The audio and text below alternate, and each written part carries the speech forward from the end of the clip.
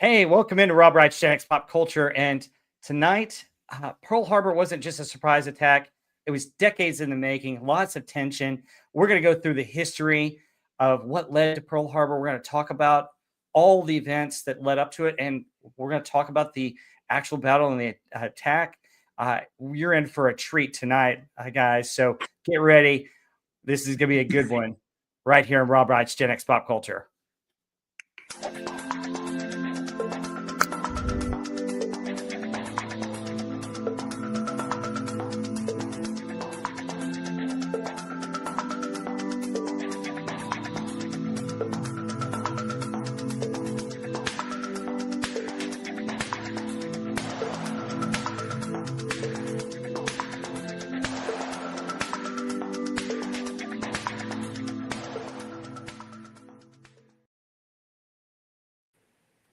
Welcome into the show, and I want to introduce Marty Morgan. He's back with us.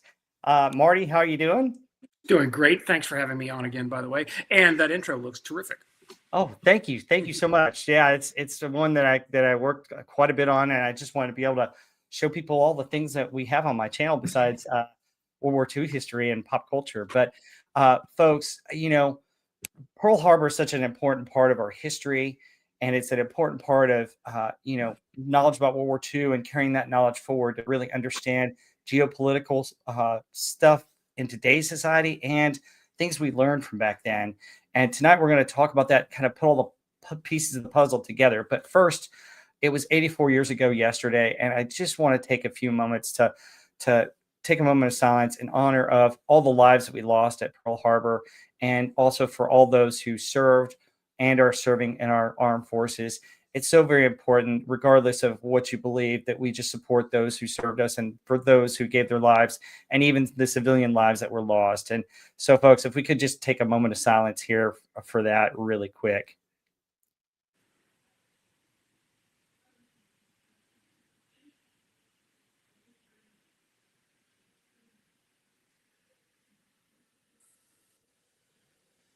Thank you.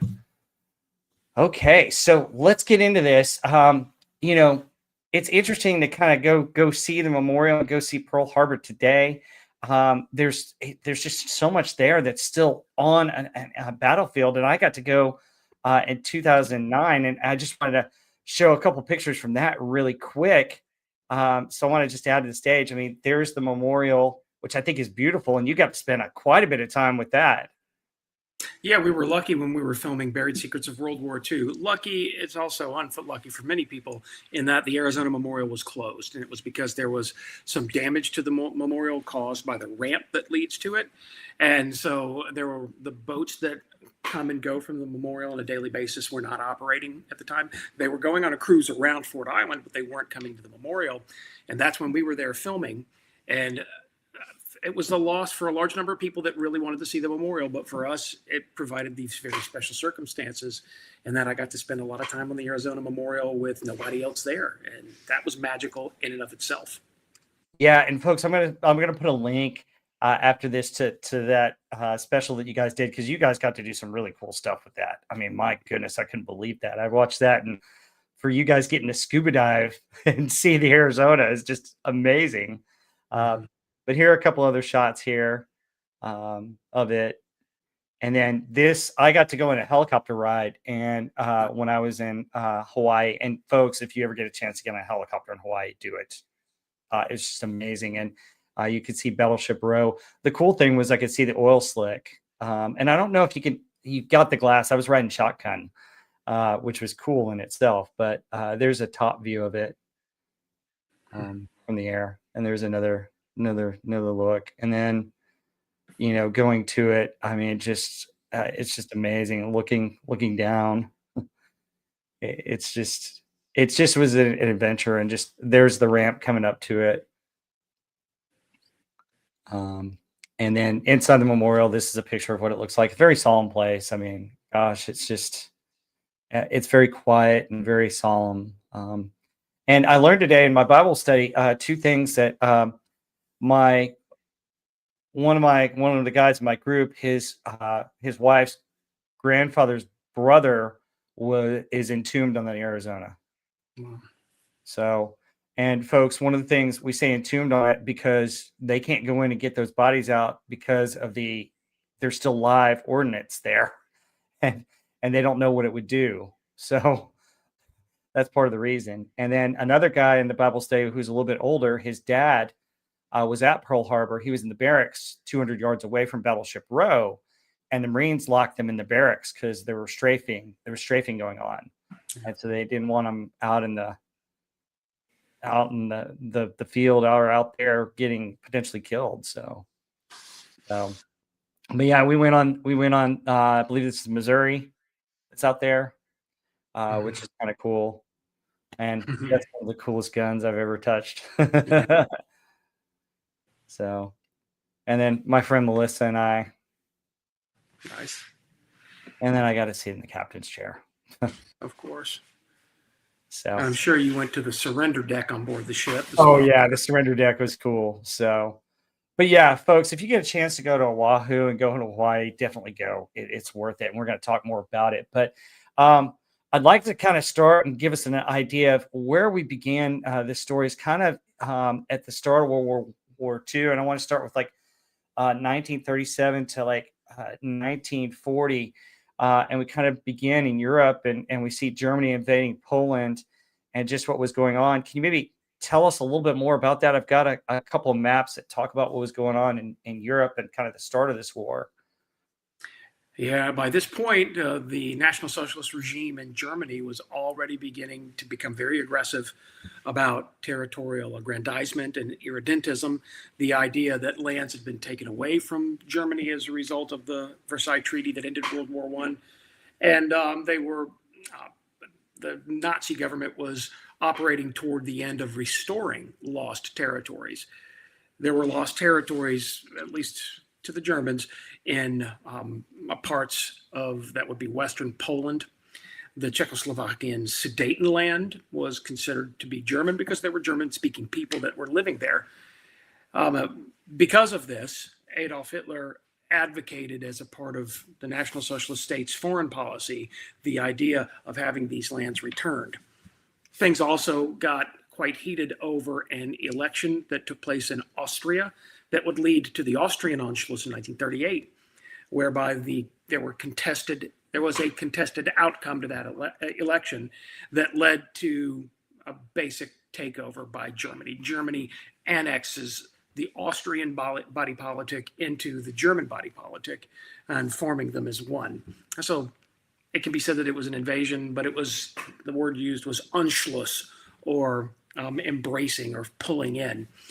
That was because Germany felt like the end of the First World War had unnaturally divided the political spectrum of continental Europe and paved the way for unnatural realities like the existence of a democratic state in Germany, the open democratic state that was existing in Austria, the re-dividing of the political lines across Europe. Germany wasn't the only aggrieved country. There were other countries that were aggrieved as well, particularly Hungary. Hungary loses a third of its territory as a result of the Versailles Treaty. And I mention it only to provide an illustration for the fact that there was this sense at the conclusion of World War I that the Peace of Versailles had been explicitly unfair to the former members of the Central Powers, and that the rise of National Socialism in Germany, and it incorporated this very important ideological movement of restoring the things that were taken away by Versailles. Yeah, and we see it kind of in this map where they've taken over different areas of it, and the Versailles Treaty also made them pay for a lot of it too, right? So from an economic sense. Yeah, the reparations that are associated with Versailles were seen to be onerous and punitive. Germany certainly interpreted them as that. And strangely, for as much attention as we pay to the way that Versailles changed the map of Europe, Versailles also changed the map of the Pacific and set the stage for what will happen 84 years ago yesterday at Pearl Harbor. Mm-hmm. And that's because German territories under the old imperial system, under the Kaiser system before World War I, Germany had overseas territory in places like Africa, and then all the way out into Micronesia, into the Pacific. Mm-hmm. Because of that, Versailles had to address a redrawing of the geopolitical map of the Pacific, which it did by creating the League of Nations South Seas or South Pacific Mandate Area. And the Mandate Area was then divided up by the Allied powers at the end of the First World War. Japan was an ally in World War I. Now, Japan doesn't play a role that's similar to the role that the United States plays in World War I in terms of a fighting force in continental Europe. But Japan is assigned to take over certain former German imperial territories in the Pacific. And those territories are places like Tinian and Saipan, Rota and the Marianas, and then islands in the remote Palau archipelago to include Peleliu, for example. Now, all of that had to be taken over by an Allied power in the aftermath of World War I under the League of Nations mandate. And the country that was chosen to take over the stewardship and governing of these remote island areas was Japan. So in the aftermath of World War I, Japan is given former German island territories in the Pacific. And that functionally places Japan on a bit of a collision course with the United States. Yeah, it's interesting, and you also have a lot of the British and French territory in those areas as well. That one of the things that my understanding was the Japanese also felt that hey, these should belong to their own Asiatic countries, and one of their sense or thoughts was that they were trying to free them back to their Asian roots, when in reality, Japan probably didn't treat them any better than the Europeans did. You can say that again, because the Japanese were advocating for the creation of this thing that they designated the Greater East Asian Co-Prosperity Sphere.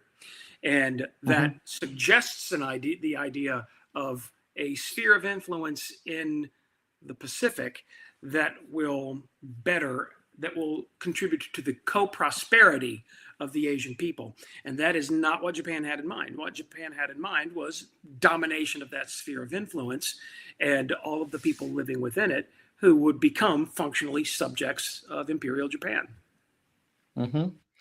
And at the time, the United States really wasn't as involved with this. I found this graph that's interesting on here that takes the U.S. public opinion about going to war from 1940 to 41, and the red bar represents staying out, and you see well over 70% all the way up until December of it. I know the chart is not as easy to see because it was hard to condense it, but the red bars here is stay out. The blue is going to war, and kind of the yellow is abstaining. But you can see the U.S. population didn't feel we should get involved in Europe's war. So can you maybe tell me a little bit more about the United States? I know also Roosevelt, I think, ran on not going to war in his second term. Right. I get it. I totally get how the American people felt like we have no business being a part of these very complicated geopolitical situations that are unfolding in Europe and in Asia. There was the powerful strain in American politics of Europe has created its own problems once again. The problems in the Pacific are not our business to solve. Most people will indicate this and use the word isolationism, which it definitely was. But I think it's actually even a little bit worse than mere isolationism. It wasn't Americans who thought we should just look to our own domestic concerns for the sake of being isolated from the world. It was actually American people who actively wanted nothing to do with new conflicts, either in Europe or in Asia. Yeah, and some of that had to do with obviously the Depression hitting our economy so hard, but also World War I had a unique effect on the United States as well. I still have to remind myself that people referred to World War I as the Great War back then, because they felt very much that was the Great War. That was the war to end all wars. We'll never have anything like that again. The future is going to be governed by rational political thinking under the leadership of, at first, the League of Nations and then eventually the United Nations. There was a thought toward we can engineer our way out of having a future conflict like this. There was an arrogance, if you would, toward this idea that we know better now. We've made the mistake once before. We went down the path of a world war, and we're taking away from that great lessons that will allow us to avoid doing something as stupid in the future. And that's not how humankind works. Yeah. And SP4H in the chat comes back with the chat is that World War II basically said to World War One, hold my beer. Yeah, well, and the wild comparison that it can be made there that I think does sort of rise to the level of hold my beer is that, in World War One, overwhelmingly the casualties are among combatant powers. They're among fighting forces. And then what we will see as an inverse of that, as a complete contrast to that, is that during World War II, the casualties will be overwhelmingly felt by civilian populations. Yeah. Yeah, it's crazy. And then you think of this in Europe at the time, you have the Axis powers taking over most of Europe. France, falls, and it's just pretty much the British and the Russians on either side trying to hold up and save face. And I understand at this point we're getting fighting not only on air war over the British Isles, but also you've got a lot of fighting in Africa, which doesn't get talked about enough. Yeah, it really doesn't. There's like a point I'd love to just mention within this idea is that we had multiple different international systems that we thought were going to safeguard us from another world war. One that often gets overlooked is the 1925 Locarno Conference. The so-called Locarno spirit was one in which European powers came together, and they imagined a future in which they would work together and in a collaborative spirit of mutual defense. And it's, if you want to think of it as an early form of NATO, you can. But the Locarno Treaty was one that imagined that France, Belgium, the Netherlands, that they would all come together. They would all begin fortifying their borders. They would have treaty agreements that would prevent and avoid a future world war. And the naivety of that is really very dramatic because Locarno is in 1925. The Locarno spirit is 10 years later. It has dissolved almost completely to the point where, first of all, there's a rise of National Socialist ideology in Germany, then eventually followed by the rise of Adolf Hitler himself. And this idea of mutual defense, of collective security, it all falls apart at the seams, and it does so very quickly. The Locarno spirit that's guiding European politics from 1925 until the rise of the National Socialists in 1933 and 1934, that spirit imagines a world in which cooler minds have prevailed. We've all come together. We've agreed, and no great bloodletting, no more blood and suffering will occur in the future. And we know what happens next, and that is that the Locarno spirit is completely undermined by nations that sort of retreat into their own interests, by economic concerns during the international depression that's affecting everybody, especially the United States. And the result then becomes that this retreat away from collective security paves the way for the rise of National Socialism. And also, isn't that where that France had already started the Maginot Line? Right. And is that where it was supposed to go all the way up through Belgium, right? Right. And it's critical. You've put your finger right on the point that matters most. And that is that the Locarno spirit imagined that France would build the Maginot Line, that Belgium, Luxembourg, and the Netherlands would each also contribute by building their own defensive lines. And everything proceeds nicely for a couple of years. But then eventually the Belgians, who had entered into a treaty agreement with the French, the Franco-Belgian Treaty, the Belgians eventually disavow the Franco-Belgian Treaty in 1936 and back away from it. So France has invested massive amounts of money in this fortification series. The Belgians were obligated under an international treaty to do the exact same. And then the Belgians back out of the deal entirely in 1936, leaving this open door for Germany to slip into France, which Germany uses in 1940 during the invasion of the Low Countries. Wow. Yeah. And we see that. And then meanwhile, it looks like the U.S. is trying to stay put. I put some of this up here with the U.S. Neutrality Acts, which is interesting how we tried to kind of make peace with it.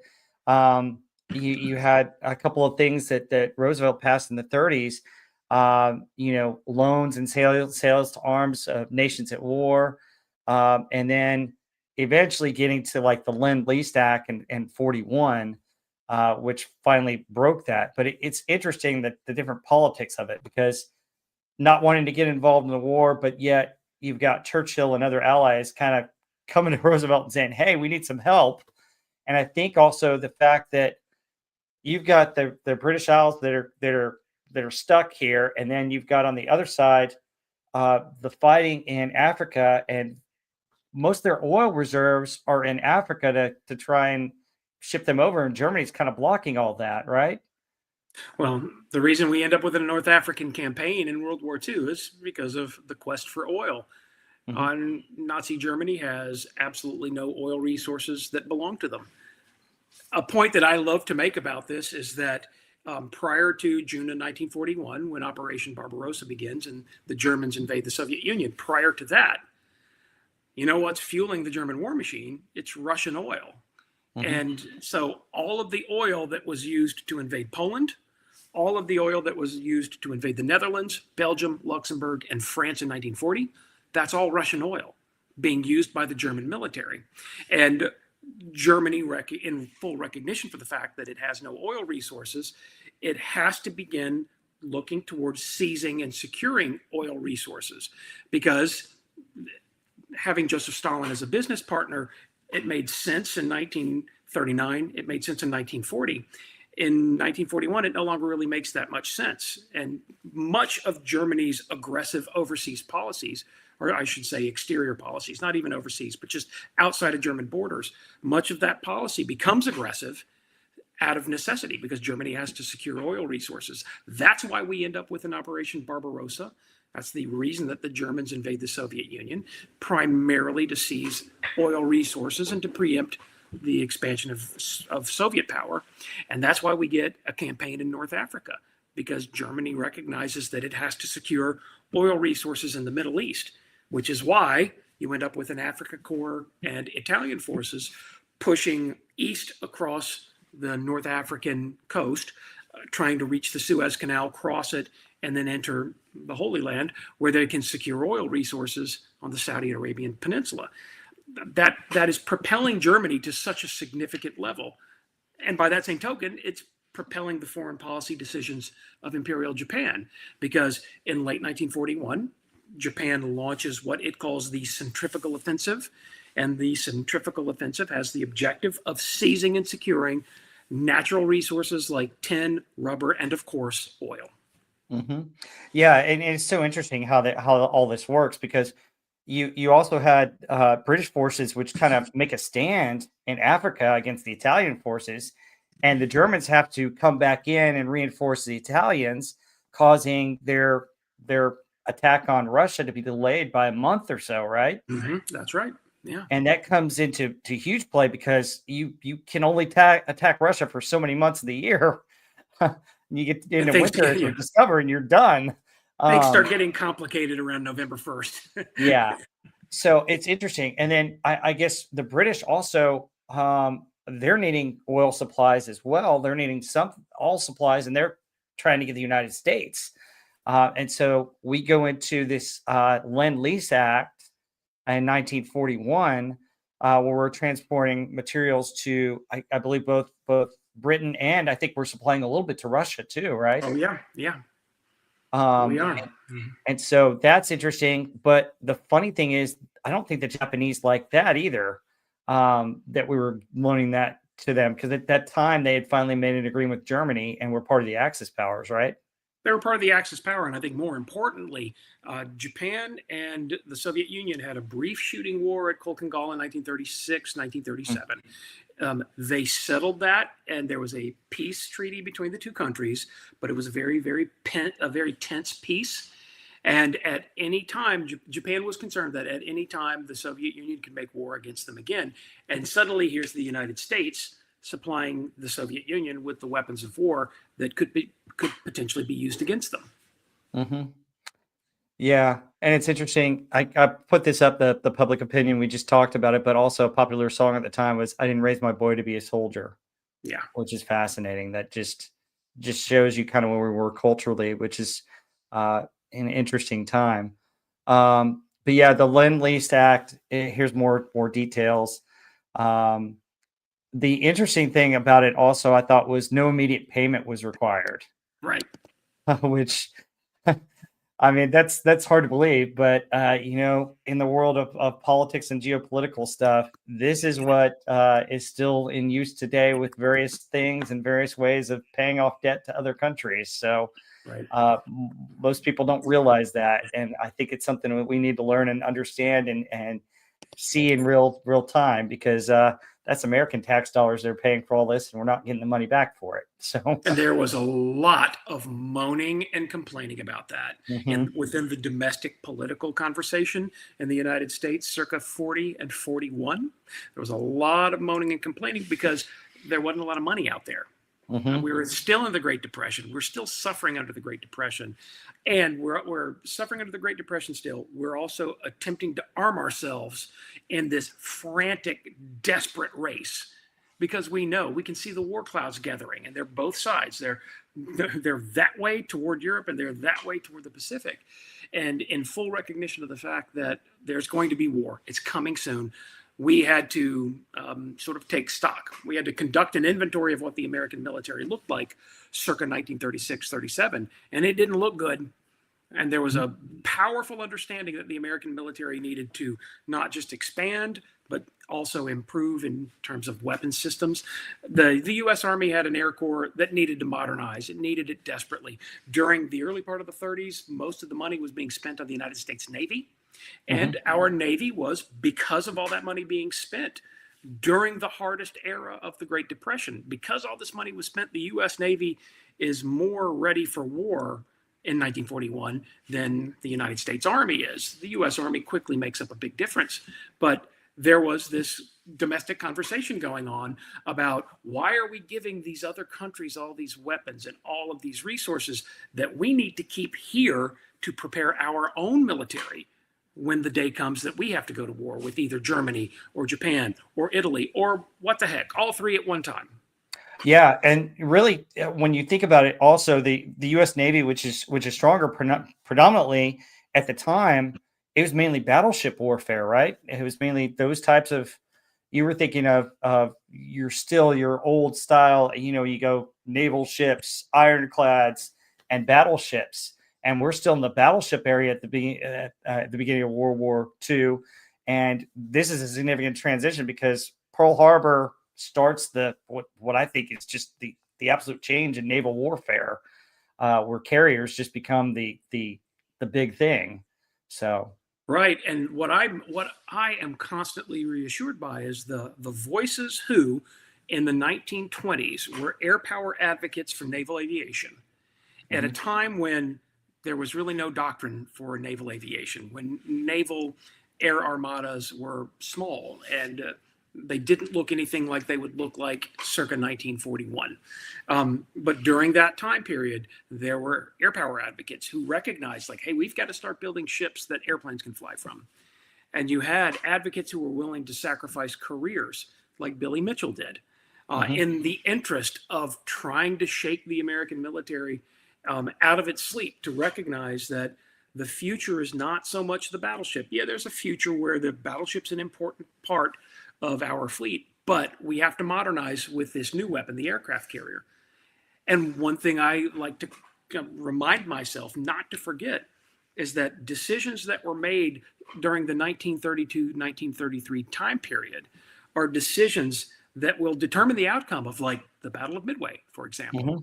Yeah. Because we make a decision to commit to the construction of warships, and that's the construction of aircraft carriers, that first team of aircraft carriers that are so critical during the opening months of the Second World War, once the United States has joined, that we're committing to the construction of entire classes of battleships during the Great Depression, before a shot has been fired, that we're building ships like the North Dakotas and the Iowa class battleships, Mhm. and the money's being spent, and we're doing things like developing new aircraft, like what I think is one of the great American war-winning weapons of the Second World War, which is the Douglas SPD Dauntless dive bomber. That Mhm. aircraft is under development and it's about to be adopted just as the war's beginning. And I mean, actually, it enters fleet service shortly before the war begins. I made a mistake there because Dauntlesses fly into the middle of the Pearl Harbor raid. There are Dauntlesses Mhm. destroyed on the ground at Oh yeah. Evan Mooring Mass Field. Dauntlesses from USS Enterprise are shot down by the Japanese on December 7th. And we could not have won that war without that aircraft. And that aircraft is born during this pre-war time period when the United States is in the middle of the Great Depression. Yeah, and my grandfather was a pilot. He did mainly the PT vendors, the torpedo bombers, but Okay, yeah. those became popular then, and he was part of the test pilot in the United States in the 40s for testing the rockets that they would shoot. So But they were fire, yeah, yeah. And yeah, what a useful weapon that the high velocity aerial rocket. What a yes, useful weapon system that becomes during World War II. hmm Wow. yeah, and all the stuff in modern day warfare was a lot of it was created right in this time. Um, so I mean, yeah, it's very. even with the Avenger, that is such a Cinderella story of World War II ingenuity and development. We knew before Pearl Harbor that we needed a new torpedo aircraft because the Mhm. TPD-1 Devastator aircraft that came before the Avenger, it had some shortcomings, to put it Oh yeah. mildly. And so we began developing that aircraft that flies combat for the very first time during the Battle of Midway. It's not the greatest showing, but it's a perfectly adequate showing. The aircraft undergoes dramatic improvement over the course of the war, and it's one of the best airplanes of the Second World War. More importantly, though, was that the Mark 13 aerial torpedo that was designed to be used by that aircraft. That weapon undergoes development during the war. It evolves during World War II, and it comes out at the beginning of World War II. It's probably the poorest aerial torpedo system being used by one of the combatant powers. By 1945, there is nothing like it. It is by far the finest aerial torpedo system being used. And it's not because it was great from the start. It was a little bit lacking from the start, Mhm. but it underwent evolution and improvement that by the end of the war made it the absolute best. Yeah, it's interesting. It's interesting the development of that. Let's get in a little bit of Japan here. We talked briefly about kind of their conquest, but we see 1931 they invade Manchuria, and it's real interesting.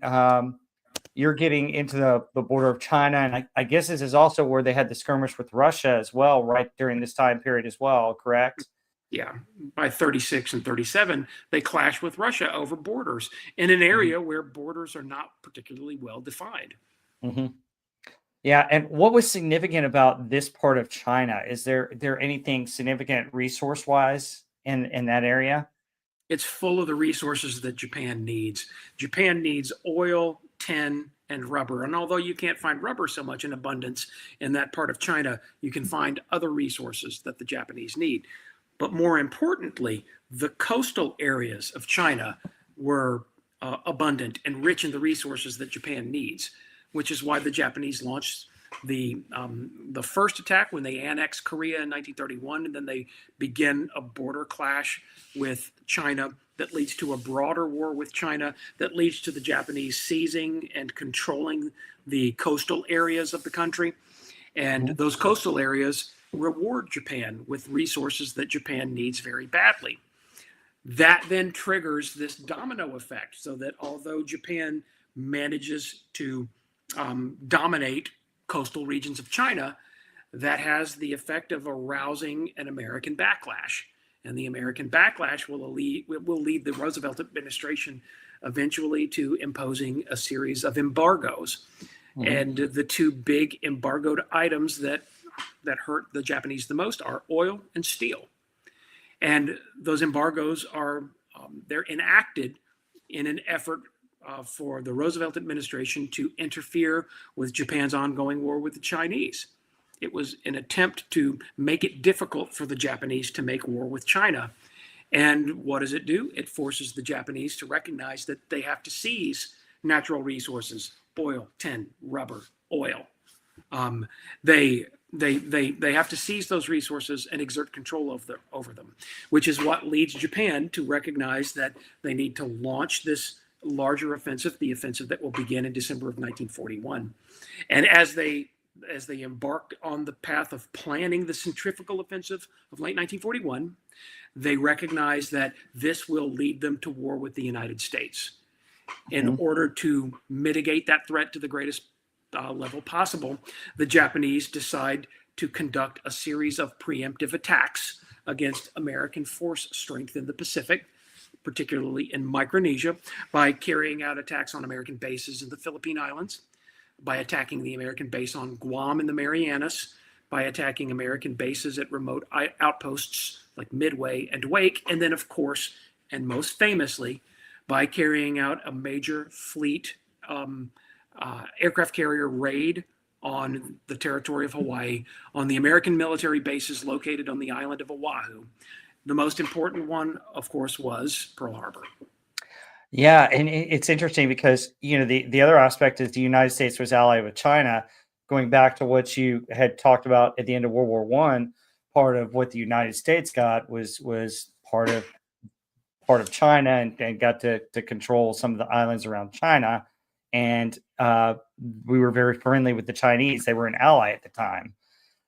So, with Japan going in there in 1937, bombing Beijing, the Marco Polo Bridge incident that we have here, and just kind of the war with it. And here are some pictures that I found of that. It's very interesting to see some of these pictures of the Japanese army invading.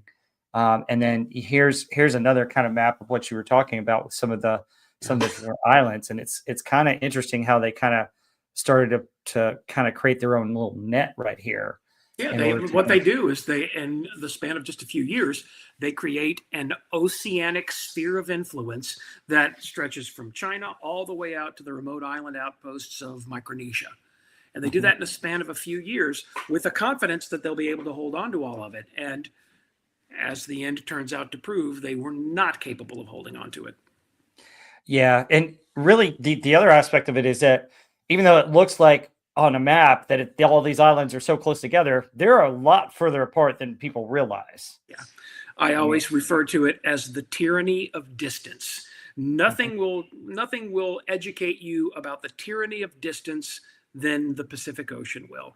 Even today, where I am accustomed to jetting from one island to the next and traveling, for example, I always book the same flight every year, which is United 201 that gets me from Honolulu to Guam. And I'm always bitchy about it because it's a 7-hour flight and it's such an ordeal for me to be cooped up on a jetliner for 7 hours. My God, that flight takes me from Hawaii to Guam in 7 hours. That's something that would normally have taken 7 days 80 years ago. Yeah. Oh, absolutely.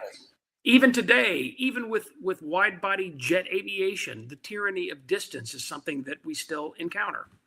And it's also why it's important to understand, with Japan attacking the Philippines and eventually having some of these other islands, how they build up their defenses and why we have to go in and we can't just get it all in one fell swoop either, because it's so vast. Yeah. That vastness was even really beginning to become a headache for us. You know how during the Pearl Harbor attack, a very large number of American aircraft are destroyed on the ground. That happens for the most part at Wheeler Army Airfield near Schofield Barracks in the center of Oahu, and then at the big bomber base at Hickam Army Airfield, which is right next to Pearl Harbor. The reason that there are so many bombers knocked out on the ground at Hickam is because the U.S. Army 11th Bombardment Group was staging through Hickam as aircraft deployed forward to the Philippine Islands. This was an ongoing redeployment of the 11th Bombardment Group that was going to take months and months on end to get all of the various assets associated with this bombardment group moved from the U.S. West Coast through the territory of Hawaii all the way to the Philippine Islands, because there was a thought that if the Japanese attack, they're going to attack us in the Philippines. the only confusion that was at all a part of the opening of the Pacific War for the United States was about where exactly the Japanese would carry out the attack, with the broad consensus being they're going to attack the Philippines, which of course they did. We just didn't believe that they were capable of attacking the Philippines and Guam and Midway and Wake and the Hawaiian Islands all at the same time, which is what they did. But the reason that we lose so many bombers on the ground at Hickam near Pearl Harbor is because we were attempting to reinforce the Philippines in anticipation of a Japanese attack there. Yep. And here's another picture of kind of the Japanese territory. It shows in a little bit more detail, which is interesting, and it's fascinating how close they got to Australia too, down south, which is interesting in itself, because Australia had a lot of people deployed into Africa to support the British, and they had to bring people back. That's why you have Maori, for example, participating in fighting in North Africa in the Western Desert. Mm-hmm. Yeah. So there was a period of time where it looked like there was a materializing threat against Australia. Mm-hmm. Many people mistakenly characterize that the campaign of the Solomon Islands, by expanding into the Solomons, the Japanese imagined that they were going to sever the shipping lanes to Australia. That was not a part of their calculus at that stage. But what the Japanese did imagine was that by establishing bases in the Southern Solomons, they could reach out and they could strike New Caledonia and the New Hebrides Islands, and that would provide them a stepping stone that would make it possible at some point in 1943 of severing the shipping lanes that kept Australia in the war. Mm-hmm. And so Japanese goals and objectives were nothing if they weren't ambitious. Yeah. And then one of the things, correct me if I'm wrong, it seemed like a lot of what the Japanese would do is take islands, and also one of the big things is they would create air bases on all these different islands as well. And that was significant because while you couldn't man everything with ships, you could, if you had air superiority, it would help. We see an emerging pattern that the Oceanic Empire, it of course consists of Navy fleet operating bases, and it needs those. But the Oceanic Empire is also importantly going to be a series of interlinked airfields stretching all the way out into the Central Pacific, where multi-engine aviation was capable of connecting all these airfields together so that they could designate hubs like the hub at Rabaul, the hub at Saipan, the hub at Truk Lagoon, for example. And then using those hubs and interlinking series of airfields, they could keep this entire Oceanic Empire held together, not just from the sea, but from the air as well. Yeah, it's very interesting. So, we talked a little bit about U.S. isolationism, and we kind of addressed a little bit of that. It's kind of interesting to see a little bit of the propaganda from those times, and how, the social political thoughts of America was save our sons, do now, American isolationism, stuff from the newspapers. And it's interesting to kind of go back and look at some of this stuff with just clippings in the newspaper, and kind of interesting the thought of our people about it. Just looking at some of this, it's very interesting. But really, we finally freeze the oil from Japan, and I don't think we talk enough about this, but we cut off, and I thought this was kind of a funny cartoon here where Uncle Sam's cutting off the U.S. Oil to Japan, but cutting off the gas pump. Yeah, but I don't know if it's 94%, but between like 80 and 90% of the oil that Japan got was from the United States. Yeah. So that was a huge piece of Japan's war machine, and a huge cutoff with that and steel. And another significant thing that I don't think it's talked about, the change in political structure in Japan as well, that comes up with, I think, with Tojo getting elected prime minister, right? Right. And there's a broader problem at work there, that Tojo is an important part of the story here. But there's an event, a critical event in Japanese history unfolds in what time was it? I'm just checking the date, September 1st, 1923. And that was the Great Kanto earthquake. And we often overlook the extent to which the Great Kanto earthquake sets the stage for everything that happens in World War II. Because in response to this devastating earthquake, the Japanese military is given broader jurisdiction for carrying out simple things like law and order in the streets of the city. There's a militarization of just the regular law and order on the streets, but then also the military is given priority in responding to the national emergency, the natural emergency.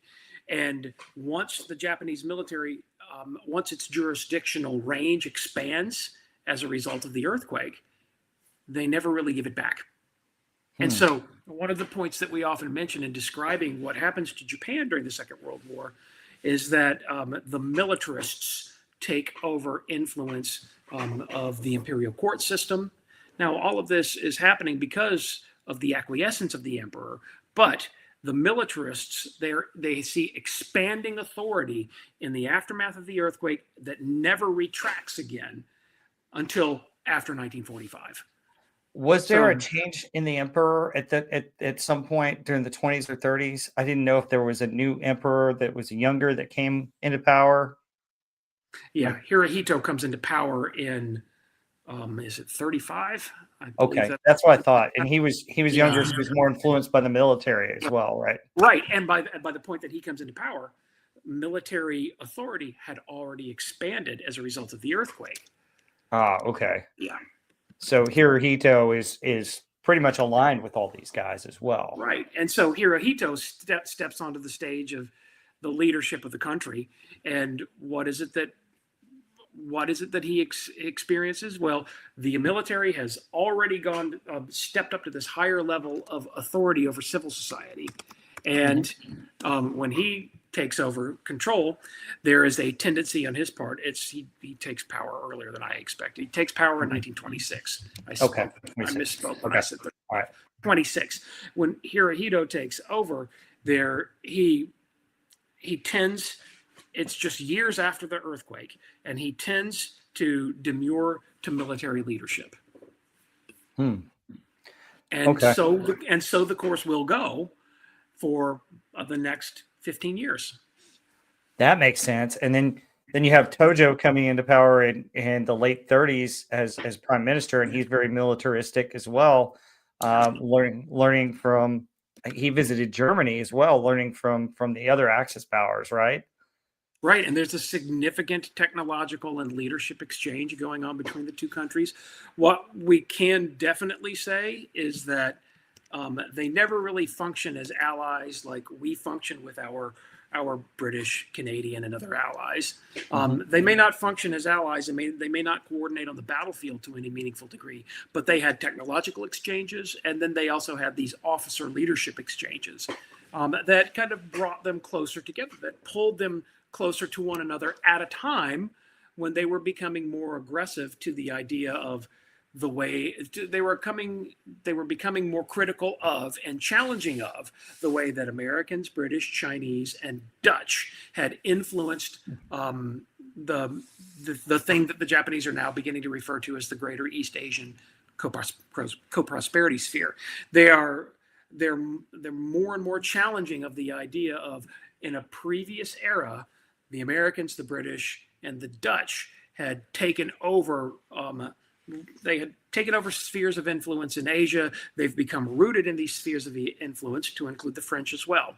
And they should never have been allowed to do that. And so more and more, the sort of rank and file stump speech ideology of the Japanese was ranting and raving about how European influence in Asia had been allowed under corrupt circumstances to spread and expand. And the future is one in which the Japanese will take control so that all Asian people can eject the Americans, the British, the Dutch, and the French, so that they can create the co-prosperity sphere, which was, of course, all euphemistic language because the Japanese never intended to make the Chinese their equal or the Koreans their equal. What the Japanese intended was to dominate them all, which is what they were in the business of doing once the shooting war begins. Also, it seems like there was a mindset that was shared between uh, Japan and Germany, that they thought that maybe the Western group would try and sue and settle for peace rather than an all out war. If Right. I'm not mistaken, so they thought that hey, they may get involved a little bit in the conflict, but eventually they're going to try and get a point where we can get a stalemate. They Um, they they really embraced the concept of Western decadence. They really liked the idea that Western societies have been corrupted by all of these decadent influences in music and popular culture and drug use and this unhinged expression of sexuality. And they were very critical of it. And because of that, because what they saw reported, what they saw in movies, and what they heard about in terms of the emergence of gangster culture in the United States during the Great Depression. mhm. What they imagined was a country that was so decentralized and atomized that it could never pull its act together enough to offer opposition to a country as well organized, say, as Germany was. And this was a severe underestimation. Yeah, absolutely. And so we get into why they're planning the attack on Pearl Harbor, and basically my understanding is, with the oil embargo and everything cut off, Japan had two choices. They could either, try and get a settlement with the United States and say, hey, we'll stop attacking China, and we'll give in to you, or they could just turn their nose at the United States and continue to go get their own supplies in that region. Basically, right? Yeah, and they had no real reason to be driven to the negotiating table by the embargoes Mm-mm. because who was dominant at that point? It was them. Mhm. Did they have reason to fear the United States of America? No, they didn't. Mm. To them, over this narrative of Western decadence that I just mentioned a few minutes ago, over a sober evaluation of what the American military was capable of. Yeah, they were worried about it because it was the American military possessed modern naval forces, but then they recognized that, well, the U.S. depend on this reserve system for the standing army and the standing Marine Corps. It's quite small. The Navy is modern, and it's going to it could potentially create a problem for us, but we can manage it. We can manage it by carrying out a preemptive attack on some of their operating bases in Micronesia, stretching all the way to the Philippines. And then once we deal with them there, there's nothing behind that. So why go to the negotiating table with a country that can't threaten you? And that's, I think, the confidence that led them eventually to decide, well, you know what? Let's carry out a preemptive attack on the Philippines, Guam, Midway, Wake, and the Hawaiian Islands. And then we will run wild into the resource area, the area around the Dutch East Indies that they wanted to go to because there was oil and rubber and tin there. They had every confidence in assuming that we'll run wild down into the resource zone, we'll dominate that, we'll pull those resources under the umbrella of authority of the imperial system, and then what's the United States going to do? If we knock out all of their naval and air strength, what possible threat can they pose to the strength of the Japanese imperial military? Yeah, and then this goes back to what you were saying at the beginning with the United States in the 30s building up their navy, but predominantly building battleships. And so I guess part of the thought that the Japanese had was, hey, if we disarm their battleships, we cripple their navy, which is their strong suit at this point. Yeah, they understood too that, I mean, we had modern battleships. They also recognized that we had modern aircraft carriers, and the reason they were able to recognize that was because they had some access to them. We're at peace with Japan prior to late 1941. There's a Japanese embassy in Washington D.C. They have consular offices all over the country, to include in Hawaii. They have naval attaches at the embassy and at these consular, and they're using their consular offices the way that everybody does. They use them for spying.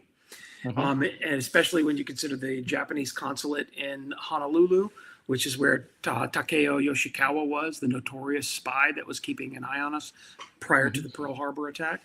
They had a good sense of what our Navy looked like, and they understood, like, hey, the Americans they've got modern battleships, but they also have modern aircraft carriers, and those modern aircraft carriers are critical to them maintaining a series of island outposts, which we had.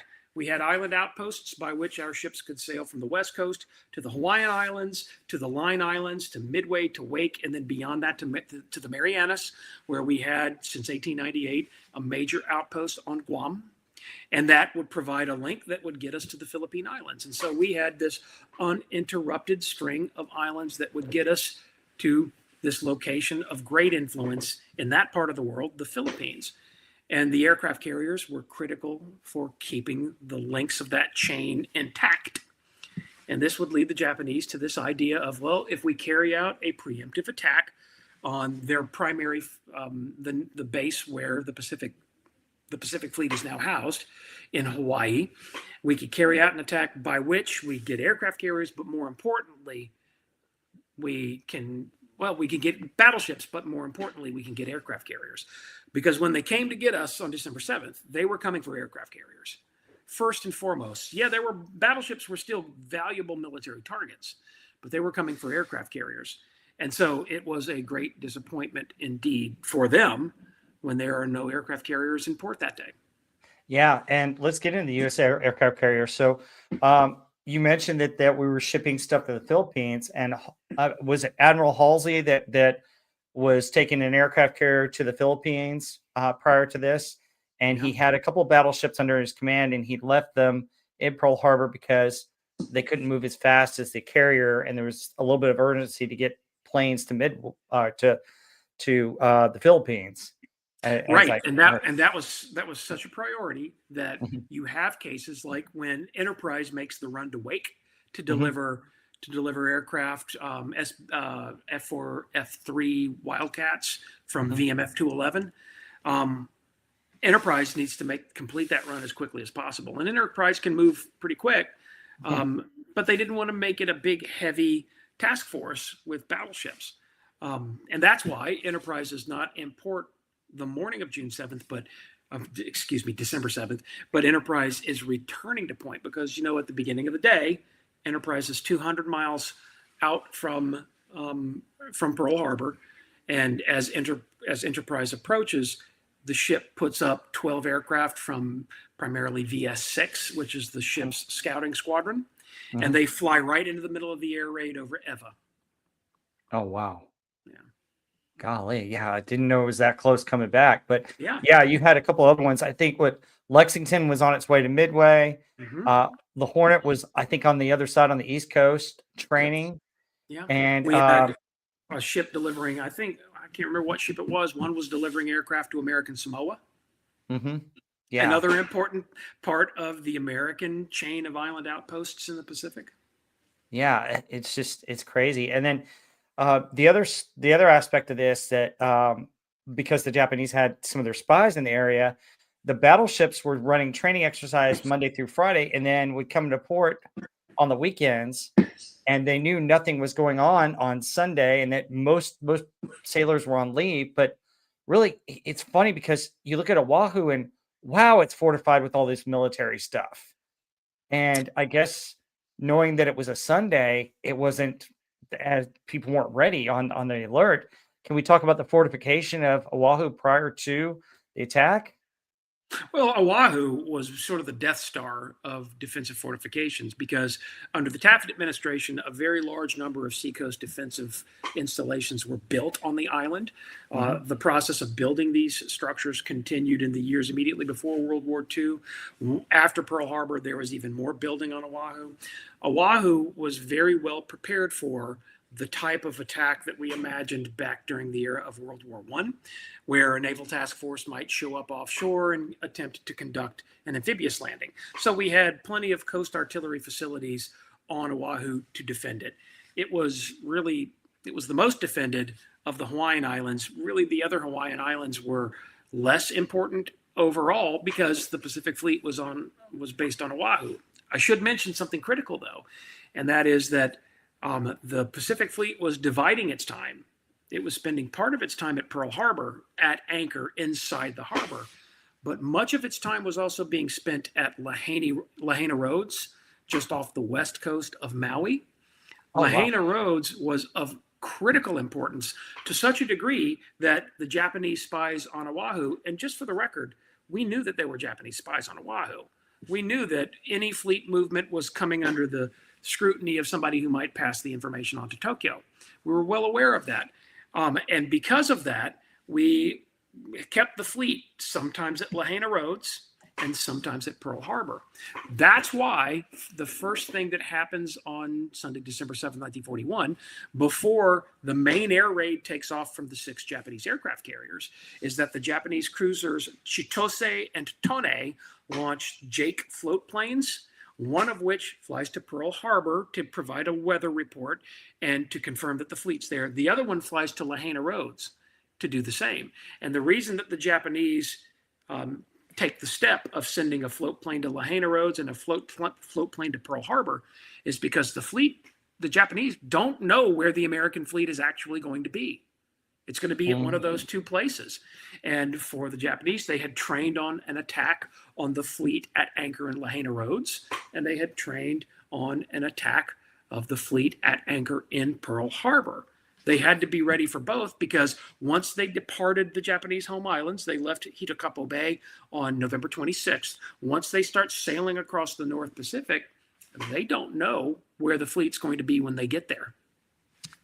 Yeah, and when you go into Oahu, it's interesting to see all the different radar stations that were there. And I know we had radar at the time, but I know World War II radar just became significantly important. It got even better technology throughout the war. But what was the radar like at the time? I know you see some of the movies where they're picking up stuff, but how accurate and how good was radar in 1941 on the island? The U.S. Army Signal Corps had one of the best functioning radar systems available in the world at the time. It was in the form of what was designated SCR-270 Bravo. And there's a 270 Alpha, which is a permanently installed, basically surface and aerial radar. And then the 270 Bravo was mobile. And so 270B systems had been moved to Oahu, and famously one was positioned at Kahuku Point above where Turtle Bay Resort is located now. Yeah, that's where I stayed. So. Did you stay at Turtle Bay? Okay, well, you were right there. Yeah. Did you see the SCR-270B memorial at Turtle Bay? Yes. Yeah, it's a cool little memorial that remembers Yeah. this chapter in history. And famously, on the morning of December 7th, 2 privates, Lockard and Elliott, were they were training on their 270 Bravo just above Turtle Bay, and they picked up the inbound first wave attack of 183 aircraft and tracked it until they lost it in ground return, meaning they had a good radar bearing on the formation of nearly 200 aircraft. And the only point at which they were no longer capable of tracking it was the point at which that formation moved over land. Mm-hmm. And so all that does is prove to you how effective American radar was. And the reason that radar goes to the Hawaiian Islands when it does during those months that precede the December 7th attack is because we did not have enough long-range maritime surveillance patrol aircraft to provide adequate protection for the Hawaiian Islands, meaning that we had PBY Catalina long-range maritime surveillance aircraft that could fly a dawn patrol and an afternoon patrol to keep an eye out for what's approaching the Hawaiian Islands. But we didn't have enough of them to cover a 360-degree radius around Oahu. And because of that, we had to pick and choose the areas that we could search every day. And then the rest would be filled in by radar. It was also a little bit of a night and day shift change, meaning that, so the PBYs, they're not capable of providing any useful information at night. PBYs are great for reporting approaching ships, but under daylight only. And so the plan was that, well, we'll send PBYs out on a dawn patrol, and then we'll send out an afternoon patrol that will cover us until sunset. And then when the sun goes down, turn on the SCR-270B, and they'll watch the sky over protecting the island overnight.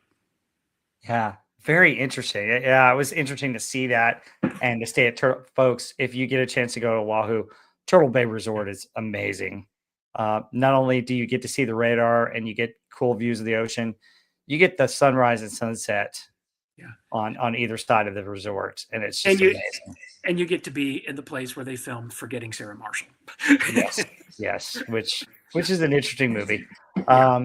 Yeah. Yeah, it's interesting, and you're close to where they filmed some of Lost and some other Right. stuff that's filmed out there. So, um, but let's start to talk about the attack itself. I've got a timeline here, and this is particularly interesting. I want to kind of start with this that people don't talk about it enough, and in the show that we referenced earlier, you really got to talk about it. Was a minesweeper spotted and put down a submarine, Yeah.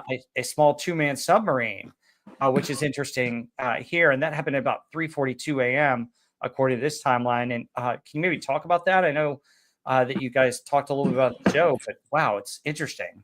I think that's where the most interesting revelations about December 7th are coming from now, and that is over the use of 5 midget submarines as a part of the attack.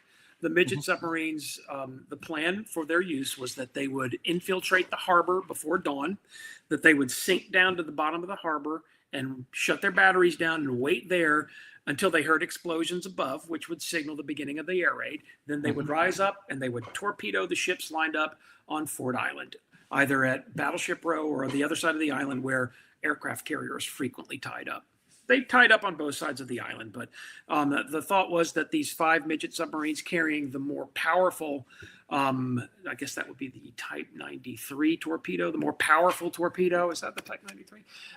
That they would, because they could carry the heavier torpedo, they would be able to sink ships more effectively than the Japanese aerial torpedo. And the Japanese aerial torpedo was just a slightly lighter weapon carrying less explosive. And so these midget submarines were going to be a critical part of this attack. It just so happened that they had the big challenge of attempting to navigate their way into Pearl Harbor under the cover of darkness. A very, very difficult thing to do, a very tall order. And as it turns out, a little bit too tall, because we know that the one that was sunk by USS Ward before dawn, that submarine doesn't make it into the harbor. There's one that's recovered from Key High Lagoon, which is on the east side of the airport property. That's recovered in 1961. We know he didn't make it into the harbor. Famously, the one that's on display at the Admiral Chester W. Nimitz Museum of the Pacific War in Fredericksburg, Texas, that was the one that was captained by Katsuo Sakamaki. We know that he didn't make it into the harbor, but he actually ran aground on the eastern side of the blasted part of the coral reef that leads into Pearl Harbor. And because he ran aground there and he burned up a lot of his battery power trying to get ungrounded, he then drifted with the current and drifted up on the windward coast of the island at Waimanalo Bay at Bellows Army Airfield. At any rate, we do know that one of them made it into the harbor because it's rammed and sunk by USS Monaghan. And we believe that possibly a second penetrated the harbor as well. We don't have cold, hard proof of it. We have a lot of circumstantial evidence to suggest that 2 of them got in. We know for a fact that one of them got into the harbor. And we think there's a pretty good chance that a second one got into the harbor as well. And the plan had been that all 5 of them would carry out an attack simultaneous to the air raid. And what we now know is that definitely 1, possibly 2 made it into the harbor. And we think that the one that was rammed by Monaghan probably contributed to the sinking of USS Oklahoma. Yeah, I was wondering about that. And was the other idea to also not only get in the harbor and sink the ships, but also kind of keep the ships in the harbor, keep them from getting out of the harbor during an attack? Was that the other idea?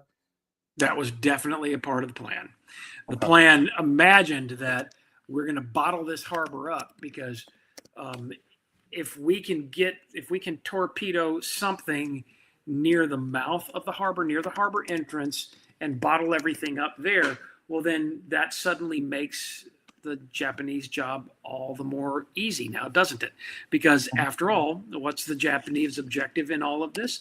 The Japanese objective is carrying out a preemptive strike that prevents the Americans from interfering with their centrifugal offensive toward the Southern Resource Zone and the Dutch East Indies. And if they can bottle up the U.S. Pacific Fleet at Pearl Harbor, mission accomplished. Yeah, absolutely. And so the destroyer Ward warns the headquarters of submarine attack. It's interesting. You would think a lot of people try and take modern day technology or modern day communications and try and say, oh, well, why didn't we, go on full alert? Well, I mean, we did, but I think part of it also is the fact that they did this on a Sunday when a lot of forces are staying down. It's a kind of a day of rest. There's a critical. So, I'm sorry to interrupt. yeah, go ahead. No, go ahead. Yeah. If I could just mention one critical detail. Yeah. The United States military in the Hawaiian Islands stood up to a full alert on November 20th. Yeah. A full alert. Everyone in uniform was to report to their duty station, and they didn't get to go home at night, and they didn't get to take weekends off. We remain on full alert all the way through until December 5th. That's the point at which there's a tendency to think, and the reason that we stood up to full alert was because we were noticing that elements of the Japanese combined fleet were departing port. We were very suspicious of it. We knew that they were probably going to be up to something soon. We just didn't think it would attack Hawaii. We thought it would attack the Philippine Islands. And because of that, we stand up to this full alert. We maintain that full alert all the way from the 20th through the end of the month and the beginning of December. And then we stand down from that full alert on December 5th. Now, just for the record, the attack on Pearl Harbor was supposed to have taken place a week earlier. It didn't take place on that date because the fleet encountered a lot of bad weather that slowed its progress during the final approach. When it I guess that would have been on December 3rd, when it made its turn to the south, it's way up in the northern Pacific, turns south on December 3rd and begins the run in toward the Hawaiian Islands. Well, if the attack had occurred when it was supposed to have occurred, we would have been under this full alert. And instead, we relaxed from the full alert stature on December 5th, and they attack us on December 7th. And part of the reason that we relaxed from that stature is because maintaining that 100% alert stature was very expensive. Because we had plenty of people who were active duty military who were permanently in uniform. But then the defense of the Hawaiian Islands depended significantly on, like, for example, the 298th Infantry Regiment of the Hawaii National Guard. It's a National Guard unit. That unit was under a full alert as of November 20th. And that meant that the state, well, it wasn't a state yet because Hawaii's still just a territory. Mm-hmm. But that meant that they're paying the National Guardsmen to be on full alert. They're paying them full time, like they are active duty military members. That's an expensive thing. We stood up to that full alert because the Japanese warships suddenly disappeared off the map. We didn't know where they went. And we maintained that alert as long as we possibly could. And then it was beginning to look like, all right, well, maybe nothing's going to happen. So we relaxed that alert stature just in time for the attack. Oh, wow. And really, to think about it also, it was, through Thanksgiving, through, that part of the time. I mean, you got guys that are coming off full alert. I can imagine they finally get a break. And do you know the story of Taylor and Welch, the two U.S. Army fighter pilots who were based at Haleiwa Army Airfield? They're the two guys. They weren't the only ones. There were a bunch of U.S. Army fighter pilots that took off and attacked the Japanese during the raid. But Taylor and Welch end up being the most famous because they shoot aircraft down. I think they both get 3 kills that day.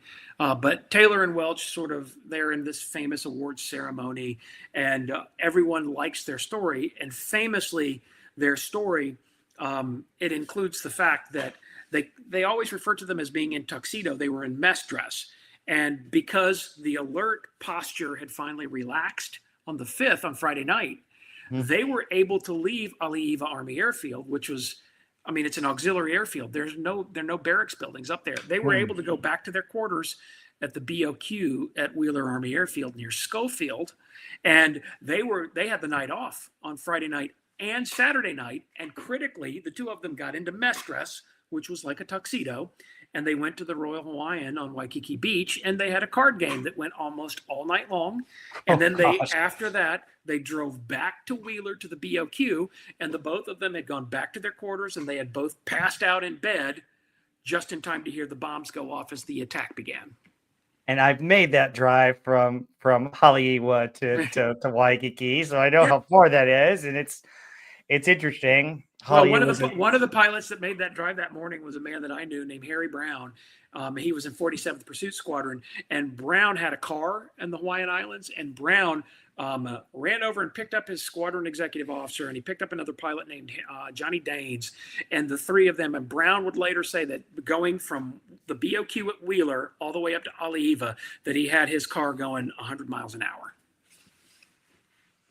So if you know the famous Honolulu Creek Bridge in Aliva, that beautiful Art Deco bridge, he said he went screaming over that bridge at 100 miles an hour. Yeah, I got all kinds of interesting stories about driving around Hawaii, especially at night. That was interesting. So very interesting. Very familiar with Haleiwa now. It was fun. It was interesting. Going from Turtle Bay to Haleiwa was interesting too at night. But yeah, it's fascinating. So you get the destroyer ward warning headquarters of submarine attack. Then 7:15, the message sent to headquarters is received by Kimmel. He told them not to act until verification. And then, you've got 7:20 ESE planes ignored by a replacement at Fort Shafter. I don't know anything about that. I guess, did they think it was just a drill or something else, or? Well, there's a really fascinating story behind this, because there's a U.S. Army pilot who was on duty at Shafter, who's the duty officer, and he gets the call from Lockard and Elliott at Kahuku. He was a young U.S. Army officer and fighter pilot named Kermit Tyler, and both movies make him out to be a sickening villain. And when I say both movies, I mean the movie I still love, Tora Tora Tora from 1970, a beloved part of my life. Yes. And then the other movie whose name I will not mention. Yes. But we know what we're talking about, don't we? Yes. It came out right before in 2001. Yes. The atrocity to the story of Pearl Harbor that was that movie. Yes. Well, at any rate, that movie is a crime. It's not a motion picture.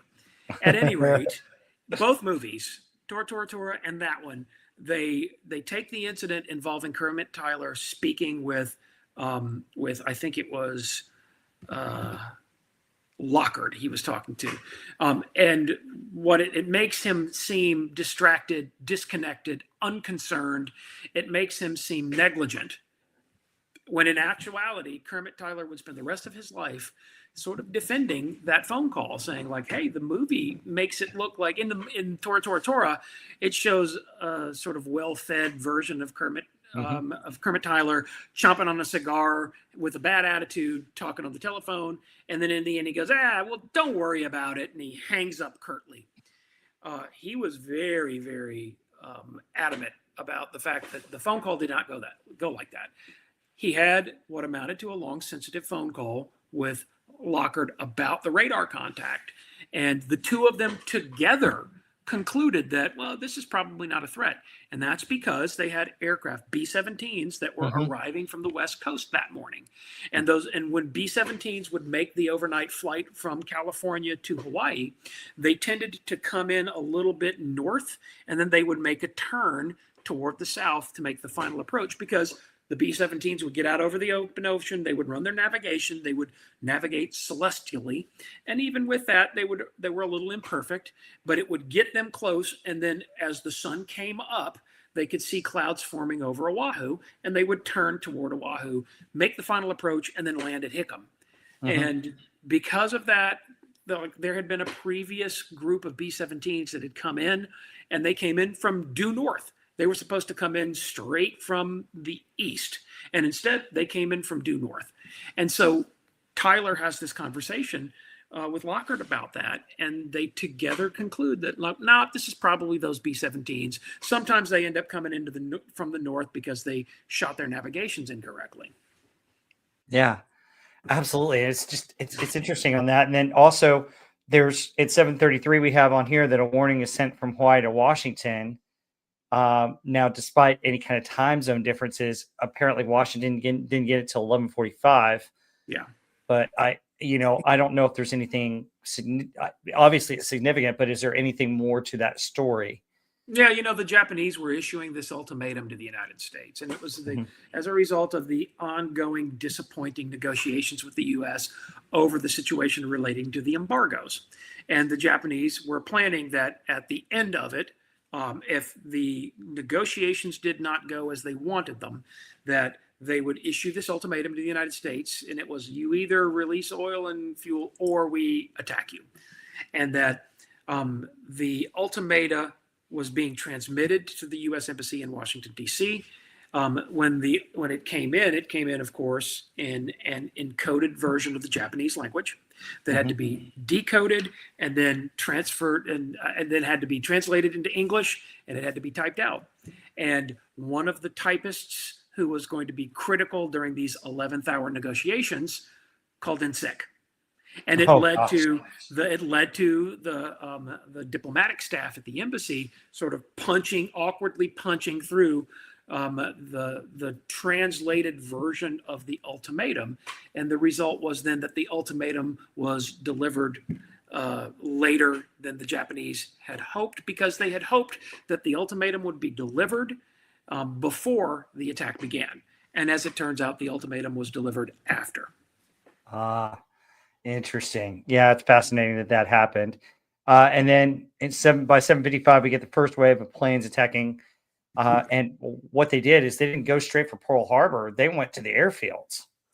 Well, what they had planned out was a somewhat complicated simultaneous attack on all of the military installations that were designated to be struck during the first wave. And those installations were Wheeler Army Airfield, Schofield Barracks, Hickam Army Airfield, Pearl Harbor.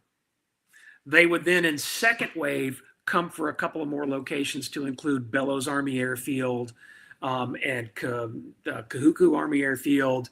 That would then be, what's the name of the one? The Army Airfield that's now the big park that's up near where they filmed Jurassic Park. At any rate, they would hit all of these various military installations. The harbor was only one among many. And that would be, I'm sorry, the one I just remembered it, Kualoa Army Airfield.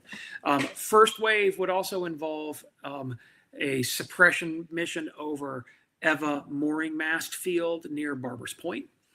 The Japanese imagined that the aircraft would attack these various locations, and that's Wheeler, Schofield, Hickam, Pearl Harbor, and Eva, that they would all be attacked simultaneous.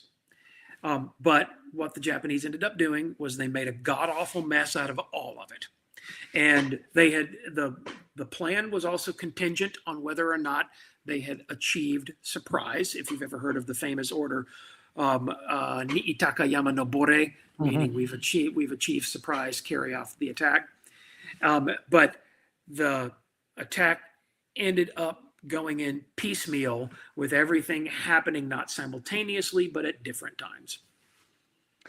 Yeah, and you can only get so many planes in the air at a time as well, too. Yeah. But yeah, it's interesting to see, kind of their attack strategy, going for a lot of the airfields first, and really, really surprising, and taking out any kind of potential counterattacks first. Yeah, a point I like to make about all of this is that 90% of the damage that they inflict and 90% of the casualties that they inflict during the first 10 minutes of the first wave.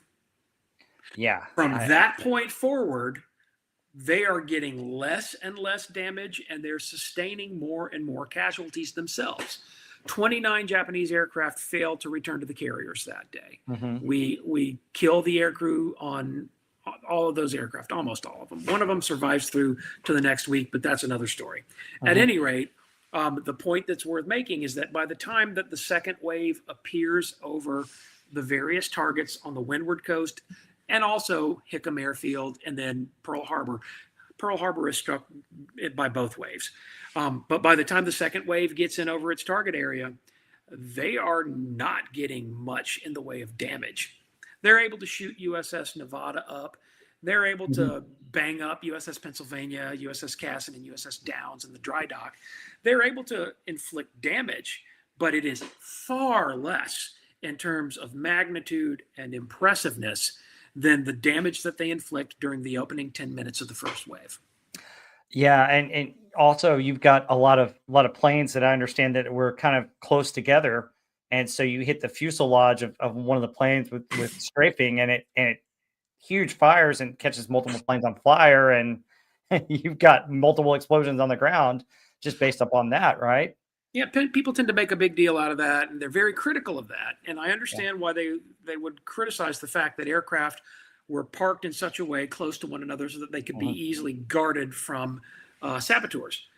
That was a concern. That was definitely a concern in the territory of Hawaii, and the fact that the aircraft are parked like that when the Japanese air raid arrives, that it looks bad, and we lose a lot of aircraft on the ground because of that. We lose nearly 200 aircraft that morning. That was not something that was foolishly or stupidly done. That Mhm. was military commanders who were starved of resources, who only had so many personnel that could guard these precious and valuable combat aircraft, who were trying to do the right thing as best as they possibly could under circumstances that were chaotic and unknown. Nobody had any decent reason to believe that 6 Japanese aircraft carriers would dogpile in on Oahu on December 7th. Yeah, sure, you can point to some indications that we knew something was about to happen in the Pacific, but the broad consensus among very intelligent people who were not easy fools, the broad consensus was that they're going to attack the Philippines. And that's why we were reinforcing the Philippines. Yeah. So Oh, the result is that we have aircraft that are parked in such a way at Wheeler and at Hickam so that they could be easily guarded and protected, and we lose aircraft on the ground because of that. yeah. That just, and losing that much air power. I mean, my goodness, I can't even imagine Yeah. what that must have been like. And learning tonight that one of the guys in my Bible study, his father was stationed 200 yards away from Battleship Row in the barracks, which they locked him in the barracks so they didn't want all the men rushing out during a strafing attack to get them killed. Was interesting as well because there's only so much you could do when planes are flying overhead and strafing and bombing, Yeah. um, and there's only so many places you could go. The other thing that was interesting when you guys in this other documentary that you guys went that I'll link to later on to this video is that one of the airfields you saw kind of their strafing run and the fact that some of their bullets would go through concrete. So sometimes you weren't even safe in the hangars. A concrete hangar wasn't always safe because some of those bullets would penetrate. I was astounded by that. I just was Yeah. like, oh my The, goodness. the concrete was fragmentation that was injuring and killing people. Yeah. I mean, Yeah. it's crazy. Um, Real quick before we get into Battleship Row, can we talk a little bit about the civilian population? Because I know there were some civilian casualties in this as well. It wasn't just you had casualties not only from the military areas, but some of them got killed in other areas. Was there? Can you maybe talk about that? Is there any stories or anything to that? Yeah, infamously, the story that everyone's familiar with, I'll pull the photo up to show you, is what happens to the McCabe's on Judd Street in Honolulu. And that Mhm. is that the McCabe, I know I have that photo somewhere. I can find it very quickly. But the McCabe's were working at Kaneohe Naval Air Station on the windward coast of the island.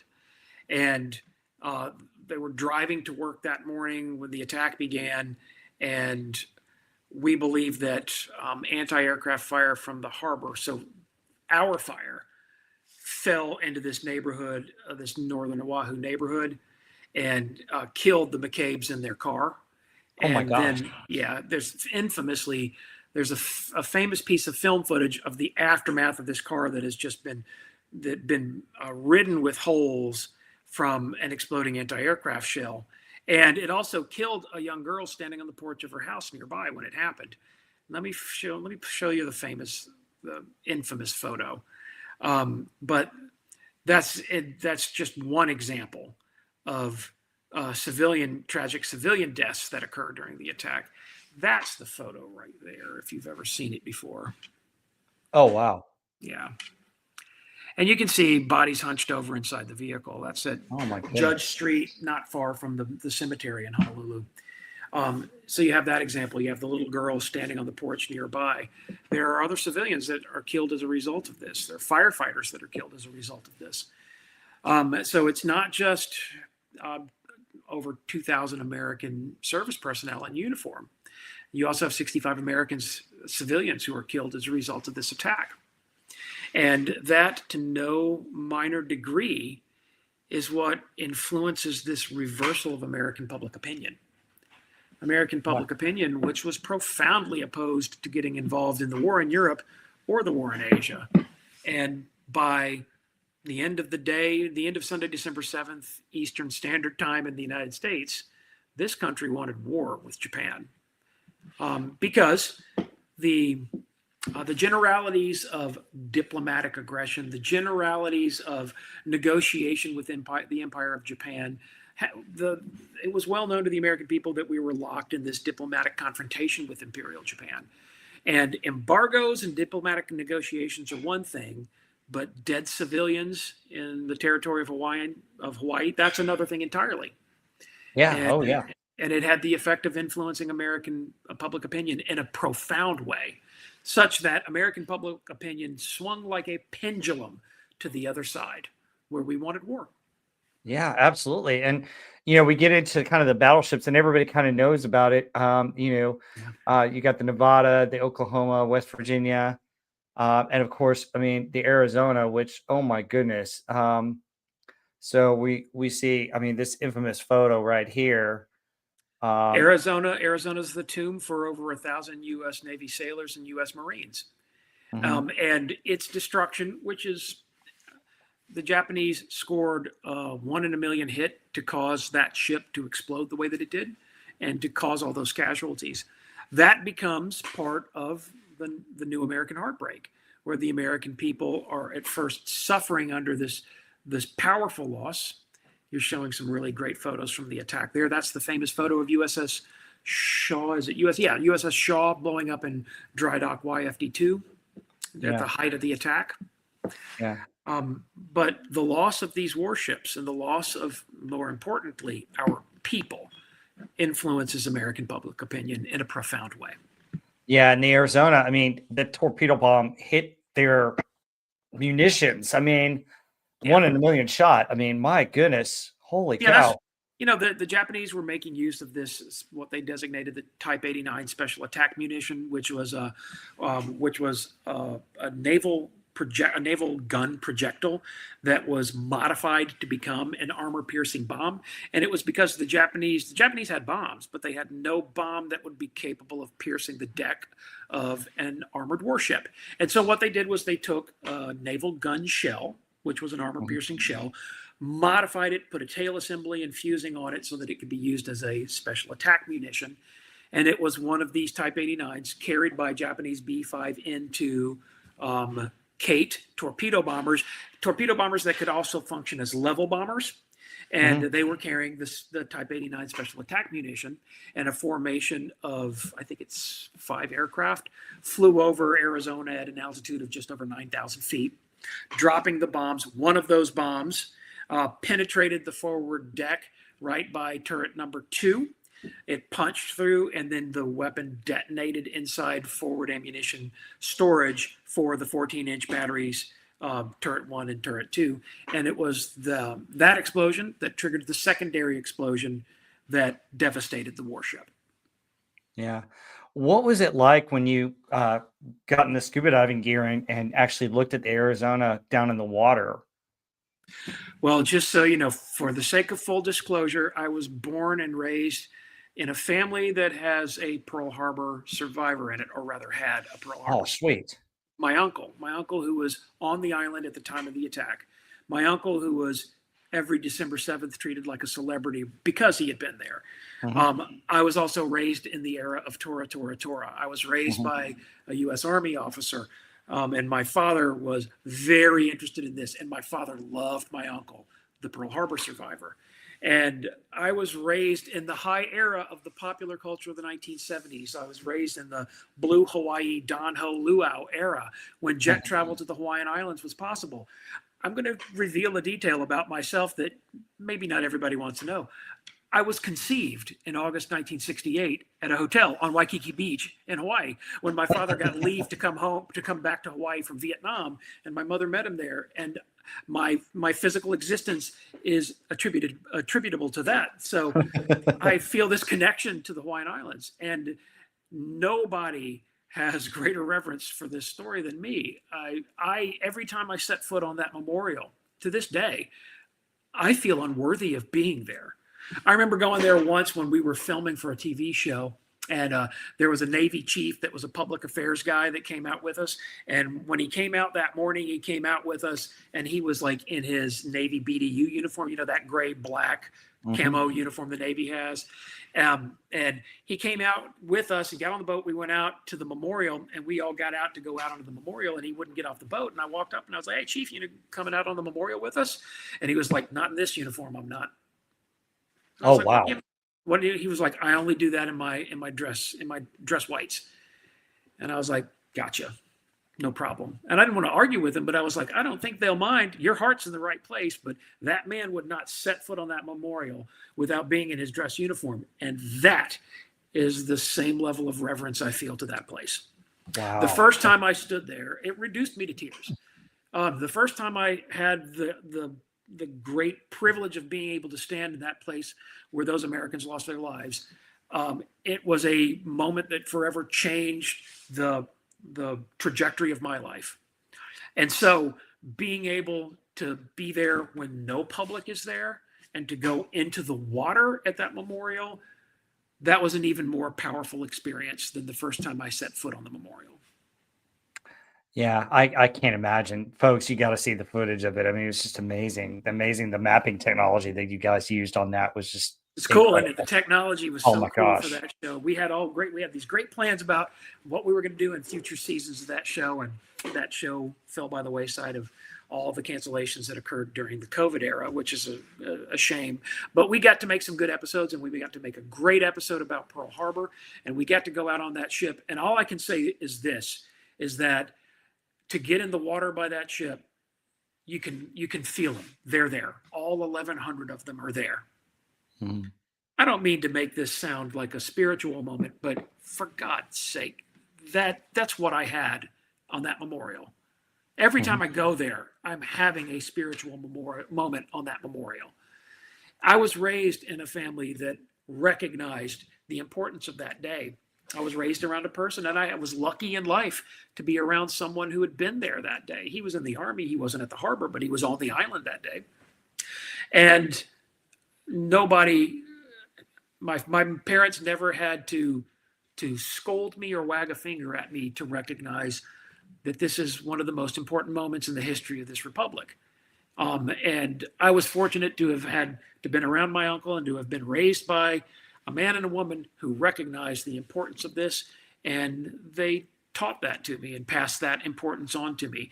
And so it is with the greatest possible reverence that my feet fall on that memorial the times that I am privileged enough to set foot on it. Absolutely. It's amazing. And we're looking at some of the pictures that I was able to pull up on the internet, and wow, it's phenomenal. They tore that place up, didn't they? The Japanese raised hell with that place. And what's wild to me is that to look at the photos of, like, that's a photo where you're seeing Shaw blow up from the perspective. I think that's Hangar 79 on Ford Island at the seaplane ramp, looking toward USS Shaw and the dry dock. To look at the place, you would think that they wiped out everything. The Japanese didn't get nearly as much out of that attack as they had wanted to. Oh, yeah, absolutely. Yeah, because they didn't get any aircraft carriers. Let's be thankful to God that didn't happen. They didn't get Enterprise, and they came that close to getting Enterprise.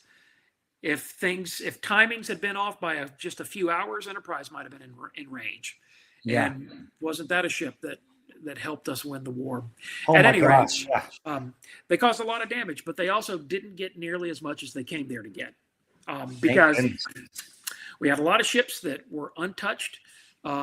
We had a lot of ships that were heavily damaged that day that come back to haunt them later in the war, like USS Nevada, for example. Nevada gets shot to pieces by strafers during second wave. And Nevada is taking on water, and it ditches first at Hospital Point. It then crosses the channel and ditches and grounds itself again, only to then be repaired and returned to action. And Nevada is slinging shells ashore on Tuesday, June 6, 1944, in Normandy. Nevada is then supporting landings in the Pacific. Later, Nevada is supporting landings on Iwo Jima. And so they inflicted a great deal of damage, and they killed a couple thousand of our people. Mm-hmm. And in so doing, they inherited the wind. And they proved that their evaluation of the American people, their evaluation of Western decadence was a misjudgment of the highest possible order, because this act brought the American people together in a way that I don't think we have ever been brought together since. There's a great shot of the Japanese propaganda movie that was made after the attack, because they were quite proud of what they had done to us. And so they built this fake model of Pearl Harbor so that they could make a movie, so that they could brag to each other about how many Americans they killed and how many ships they sank. Yeah. And, the funny thing is that movie that we reference, that we're not going to call by name, tries to use this film as, oh, they planned it there. No, they planned it in bunkers and stuff like that. They didn't come out here and play with boats and stuff when they were planning this. But yeah, it's kind of interesting. But yeah, it's just there's Cassin Downs in Pennsylvania, all tore up in the dry dock right there at the harbor. Pennsylvania gets out of it okay, but Cassin and Downs don't look so good there. No. And just more airfield. I mean, my goodness. That's Fort Island Naval Air Station right there. The photos are really compelling. I'm really interested in all the photos. There's a good shot of Battleship Row aftermath. Yeah, and I pulled these off of the internet. I mean, it's just so interesting, because I wanted real photos. Right. Yeah.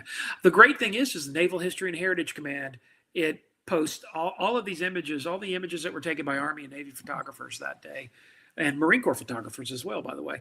All of those images are in the public domain. They have them on the website. They're available at high resolution.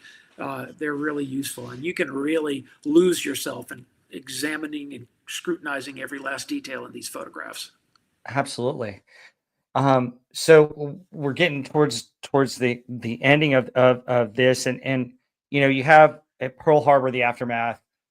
We have the Arizona that sinks. We have a couple of ships that are still there, but want to look into how we mentioned how it brought the American people together. We were ready for war. We declare war. And then not long after, you have, the Doolittle raid was something to really lift our spirits. Can you maybe talk a little bit about the Doolittle raid? I know it's significant, but I don't think we really did as much damage as we thought. I thought it was more of a morale boost to us and kind of a psyche damage to the Japanese. That it was, because Doolittle raid was intended to remind the Japanese that we're in the war.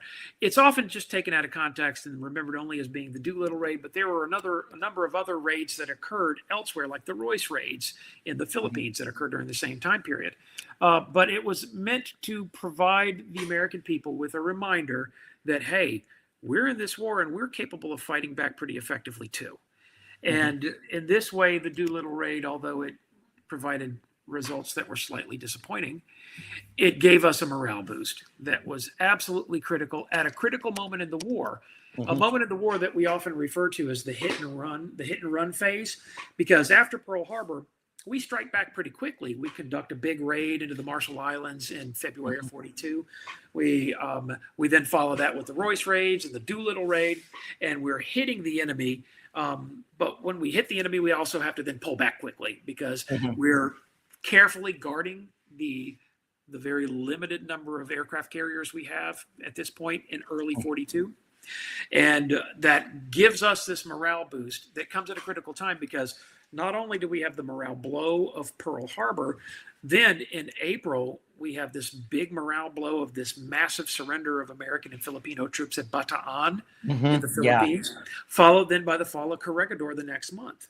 And so from Pearl Harbor all the way through to the month of June, we've got nothing but disappointing news, aside from the hit and run raids, to include the Marshall Islands, the Royce raids, and of course, famously, the Doolittle raid on Tokyo itself. Mm-hmm.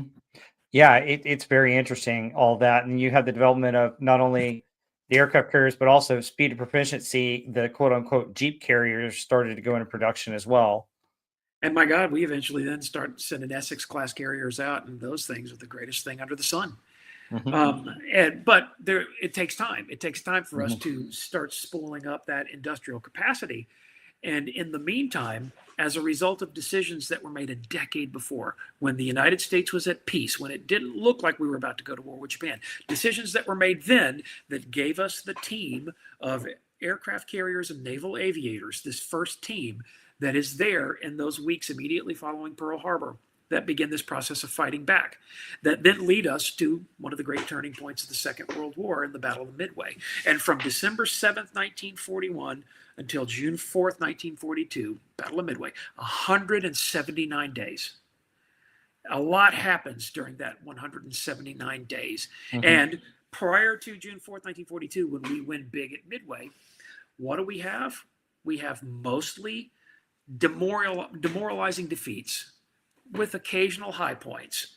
And then 179 days later, with naval aviators who were all in uniform before Pearl Harbor, flying aircraft that were built before Pearl Harbor, operating off of ships that were commissioned before Pearl Harbor. And what do? They provide us the incredible victory. Yeah. Oh, absolutely. And, when we look at Pearl Harbor and we reflect back, what are some of the lessons that we learned and that we're still learning from Pearl Harbor that come to mind? Well, I see that we have learned in certain ways. One thing that I always like to point out when I lead tours in Hawaii, and I lead them just about every year, is I take them to locations on Oahu where we built up positions for the protection of aircraft. We built aircraft revetments primarily around Eva Mooring Mast Field, which was a Marine Corps air station. We built up aircraft revetments so nothing like December 7th would happen again on Oahu. We also then built bunkers on a few beaches. There's a famous one that everybody likes to visit that's called the Good Vibes Only bunker that's on Nimitz Beach near Barbers Point. So we prepare Oahu for an attack.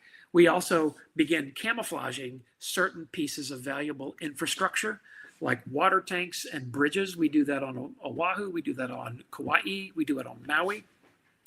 We prepare the Hawaiian Islands for a battle that will never come.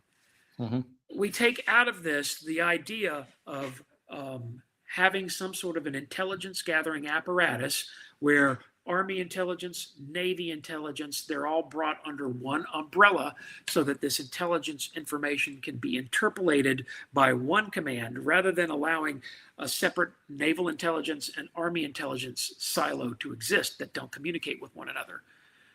In other words, it's from the basis of this, from this incident, that we begin building the idea of a national clearinghouse for intelligence information that will lead us eventually to the Central Intelligence Agency. CIA has its early roots in what happens at Pearl Harbor. And so that's a critical lesson that we learn. I'm more concerned about the lessons that we refuse to learn. And tell me more about those. Yeah, I see those because every year I lead tours in the Pacific. That take me to Hawaii. They also take me to places like Guam, to Saipan, to the Palau Archipelago, to Peleliu, to Angar. I'm taken to these various points in Micronesia where the geopolitical situation there today looks as uptight and fraught with peril as it did 84 years ago. The American military is remilitarizing the island in the Marianas called Tinian. We're building airfields on Tinian. We're building infrastructure in the southern part of the Palau Archipelago on Peleliu and Angar. Peleliu, we're rebuilding the airfield there. On Angar, which is just 6 miles away, we're building a TACMOR over-the-horizon radar system. And it's because we're concerned about what the political future of Micronesia looks like. Yeah, and really the concern is not so much Japan anymore, it's China. Exactly what we're concerned about. We're worried about Chinese aggression. And in this way, I find that the situation in Micronesia has not undergone dramatic change. with the exception of the cast of characters have changed a little bit. And so it seems to me that in the aftermath of World War II, there was a tendency to sort of walk away from these islands over which we fought so violently during the Second World War. Mm-hmm. And all of these islands, no matter how big, no matter how small they are just as important today as they were 84 years ago when the Japanese attacked Pearl Harbor. Yeah.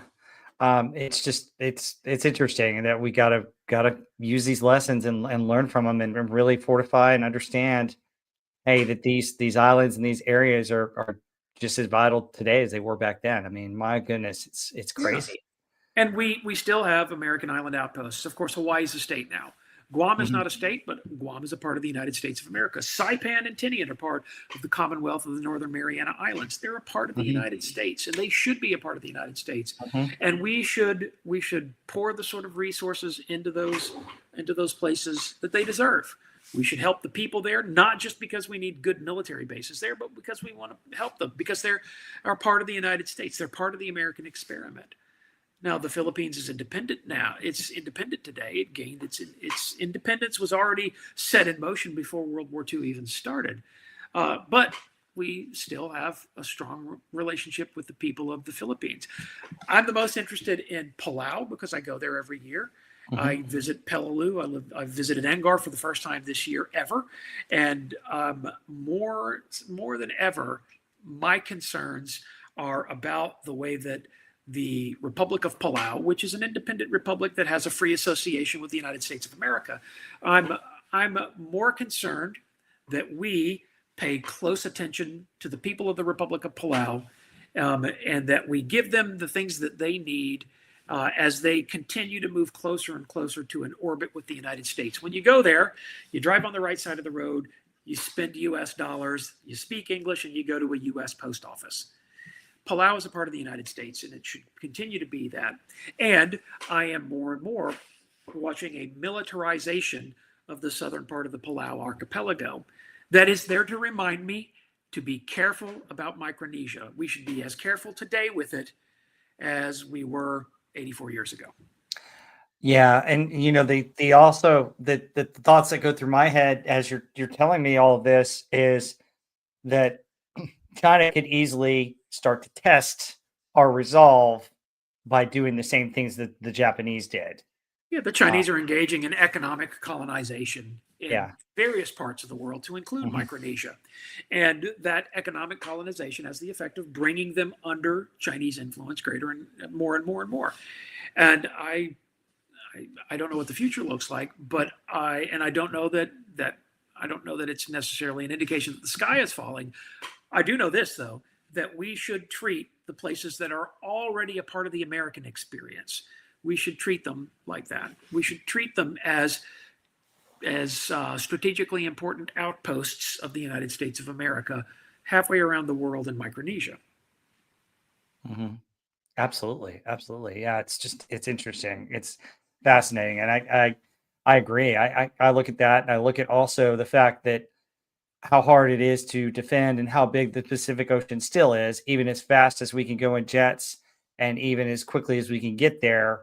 If you don't have stuff stationed already there, you're already that far behind. That's right. If it's not already there, it's never going to make it. It's never going to make it in time. Yeah. The tyranny of distance moves at the same speed that it did 84 years ago. When you consider that if we have to get big, heavy pieces of equipment from point A in the United States to point B in the Republic of Palau, it's going to be on a ship. Ships are going to move basically at the same speed that they did 84 years ago. And the tyranny of distance will make it very difficult for them to go from point A to point B. Yeah. That, and the other thing that I learned from World War II is just how much air superiority changed. I mean, you look at Pearl Harbor, and you look at the response later on in like, for instance, when my grandfather was in Leyte Gulf, how much we beat up the Japanese fleet in Leyte Gulf. And look what we had become. Yeah, look what we had become by then. Yeah, what we had become by the Battle of Leyte Gulf in October 44 was we became exactly what attacked us on December 7th, 1941. Mm-hmm. We became the leading world power with the most powerful navy there was, and Mm-hmm. that was capable of delivering a fleet air arm of naval aviation against an enemy target very effectively. That's how they opened the war, and that's how we closed it. Yeah, and that's really interesting to me as well. And so, that's probably true today. We've got to be able to maintain our air superiority Yeah. and back those islands up by doing that. Yeah, so that makes sense. So, It costs money to maintain the kind of posture that we have to maintain. And what it means is that we have to have political leadership that is willing to spend the money on taking care of the American people to the extent that they need to be taken care of, and also spend the type of money that it takes for us to maintain a force posture halfway around the world on the other side of the international date line. yeah, absolutely. Sounds like I'm running for political office, and I promise I'm not. No, but it's interesting geopolitical stuff, and it's interesting how one side of the world affects the other. And covering all this, and that's why I wanted to go all the way back to the beginning of World War II and bring it up to Pearl Harbor and kind of end with some of the lessons, because I think it's, if we don't learn from history, we're doomed to repeat it. That's for And sure. and that's what we have to do, and that's why I love learning from history and understanding all these different aspects of history. So as we close, what have you got coming up? I know you've got tours, but also you may have a few shows that are coming up as well. I just wrapped production on the History Channel is bringing back an old show called Modern Marvels, and it was actually the first TV show I ever appeared on 20 years ago. And Oh we're wow. bringing Modern Marvels back to the History Channel. In addition to that, I'm in production currently on other shows on the History Channel, to include History's Greatest Mysteries, The Unexplored, Hazardous History, and a couple of other shows on the History Channel. So I'm doing a lot of TV work right now, and in fact, I'm flying to New York next week to film more episodes of an upcoming show. And I'm enjoying my time off from the tour season, because tour season wraps up in October every year and then kicks off again. For me, it kicks off at the beginning of March when I go on the next Pacific tour. Oh, that should be awesome. And I can't wait. I'm going to save up. I definitely need to go on a Pacific tour. Folks, if you haven't gone through the tours, I mean, the European tour I went this past summer was phenomenal. It was great. And I now am really want to save up and go on the Pacific one, because I think that would be fun too. So I can't wait for that. So very, very cool. And then on my channel, we got coming up a couple weeks. My mom's in town next weekend. So guys, I don't have a show next weekend, but in 2 weeks, we're doing Christmas songs. So I'll have Heather and Agent Pepsi One and Stark of Iron. We'll go through a top 50 Christmas songs. That'll be pretty cool. And then also got coming up, I'll do an episode on Rudolph and Frosty. And I haven't picked a Western for this month, but I'm going to pick a Western for me to close out this month. So I'm trying to figure that one out. And oh wow. So one of FKHC 2005 sent this picture. Let's see if I can. Well, look at that. That just so happens to be Enola Gay right there. Yeah. Oh, at wow. the Udvar Hazy Visitor Center of the Smithsonian Air and Space Museum. Yeah. That's awesome. Thanks for sending that, FKHC 2005. So, yeah, I haven't picked a Western, but then next month we'll be in episode 7 of the Pacific, where we'll wrap up Peleliu, and we're going to get to Iwo Jima pretty soon with that. And then pretty soon we're going to do Masters of the Air, and then we'll get into World War II movies. And speaking of World War II movies, I know we mentioned Tora, Tora, Tora. I think another good one that involves a little bit of Pearl Harbor that's better than the movie that we didn't mention is From Here to Eternity. Is a great movie. That is a great movie. And, that was written by James Jones, who was in 27th Infantry Regiment and was assigned to Schofield Barracks. He ended up joining the Army as a part of the recruiting drive to fill out the Hawaii Division, as it was called. And Jones was serving at Schofield, by coincidence, with my uncle in the same company when Hawaii came under attack on December 7th. And Jones wrote a great book in the form of From Here to Eternity, but then Jones also wrote what I think is a greater book in the form of his memoir of experience from the Guadalcanal campaign in the form of the book Thin Red Line that became 2 movies. And the more modern version of the Thin Red Line is one of my favorite World War II movies. Oh, wow. Yeah, I'll have Yeah. to check that out. I think wasn't the first one with Mark Hamill? You're thinking of Samuel Oh, the F. big red Fuller's one. The Big Red One. The Yeah. big red one. Yeah, not the thin Now red line, the big red they one. made a version of Thin Red Line in the '60s that was all filmed in Mhm. California, and then there was the Terrence Malick version that came out in '96, I think it was, Okay. maybe '98. I can't remember now, but I think it's a very good movie. Yeah. One of KLPS Films, Melbourne wants me to do something on the USS Indianapolis. That might be cool. But then if I do that, I probably in the same month have to do Jaws, just because we got a connection there. There's the connection. The greatest film soliloquy ever spoken on camera was the Yes, USS and the like black eyes like doll's eyes. That's yes, such a yes. great moment in that movie, and that movie is nothing but great moments from start to finish. Oh yeah, and it turned 50 this year. I couldn't believe it, man. That's That you thanks for making me feel old. I saw that in the theaters the day it came out. a buddy of mine. He actually has one of the fins from Bruce, and he's restored it and stuff. And he's a huge Jaws fan. And we got to meet Richard Dreyfuss a few years ago at a convention, and he gave him a plaque of shark's teeth that were made from the Bruce model. So Fun. yeah, it was pretty cool. So, but anyway, folks, thank you so much for joining us. Marty, thank you so much for going over Pearl Harbor. Folks, I hope you enjoyed this episode. Please like, subscribe, leave comments.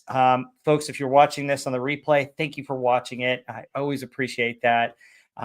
Thank you again, Marty, for coming on and telling all the stories and really explaining the history, because it's very valuable. And folks, I hope everybody has a wonderful week. Thank you so much to all those who served and are serving. We certainly appreciate all those in uniform. Thank you so much for all your service, and we'll catch you guys on the next one.